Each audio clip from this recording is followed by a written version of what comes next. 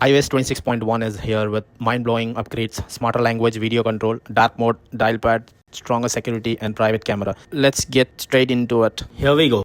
Apple Intelligence just got smarter with language. It now understands when you mix English with your native language. Writing tools sound more natural than ever. iOS 26.1 Apple Intelligence adds a new video feature that lets you go forward or backward smoothly. Not a glitch, but a smart new control upgrade. Switch your dialing pad between white and dark, a simple but smart. Go to privacy and security, background security improvements. Click on this and just on this feature. The security improvement feature auto protects your data and keeps your iPhone safer in the background. Go to general, go to local capture here. In iOS 26, local capture lets you save recordings as audio only. The way you can keep improvement sound without using extra storage for video. Now just go to camera setting and here just scroll it down.